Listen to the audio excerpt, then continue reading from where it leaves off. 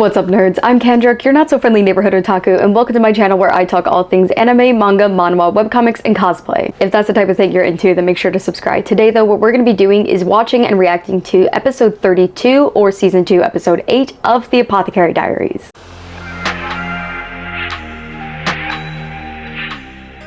As always, if you haven't seen episode 32 of the Apothecary Diaries, pause this, go watch it, and then come back because obviously, along with my commentary, there will be spoilers for this episode. But without further ado, let's get into it. Lady Anshi, you were just a baby yourself. Every time I see her, my heart breaks. Not Mama taking the thread as a good thing. She's like, can I go to the shed now? Oh my god. She's going to ask Lady Hangyang if she can go to be banished to the shed. Oh my god. Look at how excited she is. She's so cute. Stop collecting insects. Mama's not the insects one. There are now 2 weird ladies in the palace. Shisui's the bug one. While laughing to herself, Shisui, girl, what are you getting up to? I just love that they both have a special interest. Mama, you cannot judge her.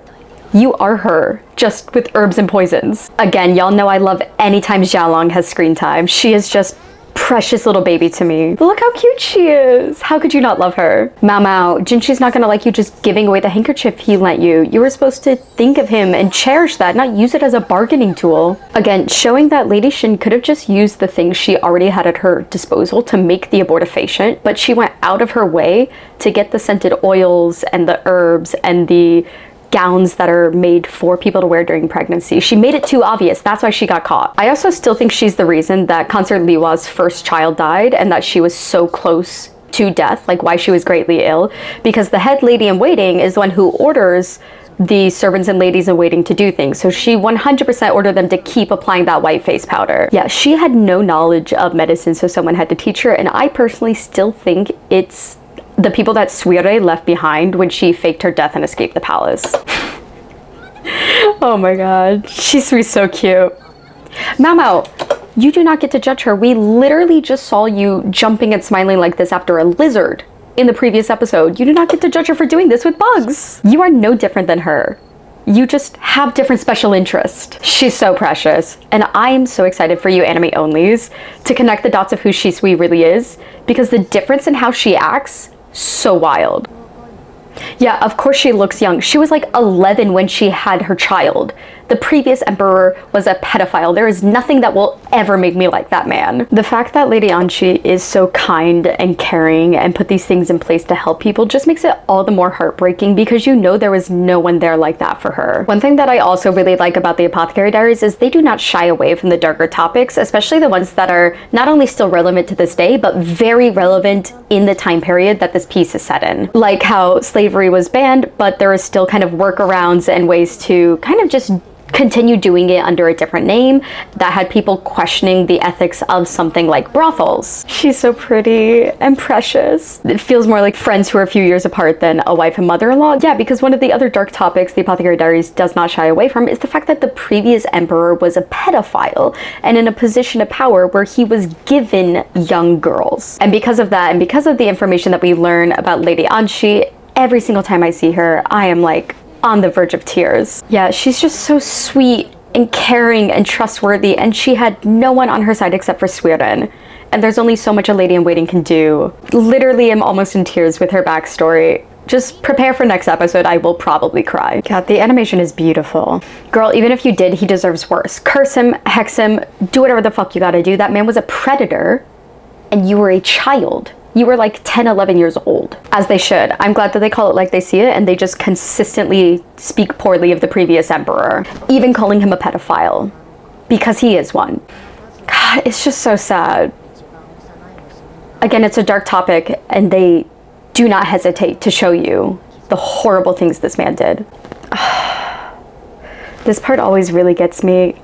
I don't want to cry right now, because Lady Anshi was like 11 years old when she had her child. She had to have a cesarean because her body could not physically birth a child. She was a baby, forced to have a baby because of a pedophile. After all that she's gone through, she has every right to be the most vile human being possible. She could be rude, she could be a bitch, she could be shitty, but instead, no. She takes care of all of the ladies in the inner palace, all of the consorts, and it's just like, you know, no one was there to do that for her. I don't want to cry right now. Oh god. And it was Mao Mao's dad Loman that had to do it.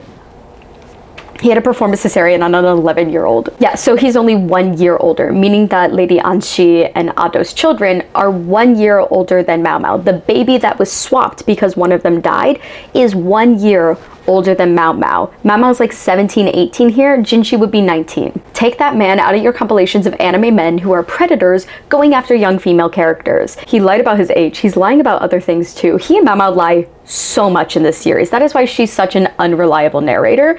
And we as the audience have to keep that in mind, because when they lie to themselves and each other, they lie to us. So we have to keep things straight. She's getting there. She's putting the pieces together. And this is what I mean when I say she lies to herself, because if she doesn't lie to herself, she has her life literally on the line here. If she says something that's not confirmed about the royal family, or that she does figure out is true, but that they're hiding, dead. That is how that works. I really enjoy how it's kind of an open secret that Mama does more than her poison tester and lady-in-waiting duties, to the point that Lady Anxi, the Empress Dowager, sought her out, which is why Hung Yang now is going to be the poison tester during this little gathering, because they want to make sure that like everything is above board. By not having her as them, it shows that they trust Lady Anxi. God damn, Lady Hung Yang with the kabedad. And that voice, that'll get your heart racing. I'd be blushing if I were Mao Mao. And then she just acts like it was nothing. Of course you wish he would disappear. He was a predator who consistently and persistently sexually assaulted and raped you as a child. You gave birth at 11. Even if she did curse him, he deserves it. He would deserve 100 times worse than any curse there could have been. Of course, we know there's not going to be any like mystical magical reason, because Mao Mao's an apothecary and uses like her knowledge of medicine and science. There will be some logical reasoning behind it, but he deserves to be cursed. Oh no. Oh, I'm calling it now. I'm gonna cry next episode. God damn it, I'm gonna cry now. This preview of young Anxi, we know that full-grown man reaching for her. God damn it. I fucking hate this. I love this series so much, but oh my god. Oh, and young Jinchi, literal tears. I can't do it. And that is episode 32 of the Apothecary Diaries, or season 2, episode 8. I managed to not cry this episode, but fingers crossed I don't next episode. I probably will, so y'all will get to see me ugly cry, which is why I previously have only been doing commentary with the actual video and not my face, but on YouTube I have to include my face for like the fair use copyright law reasons. We're getting closer and closer to the frog episode though, so look forward to that. I absolutely love this series, even when we are covering like darker or sadder topics like this, because if that is able to play with your emotions and make you sad or make you happy, make you laugh, make you cry, it's well written.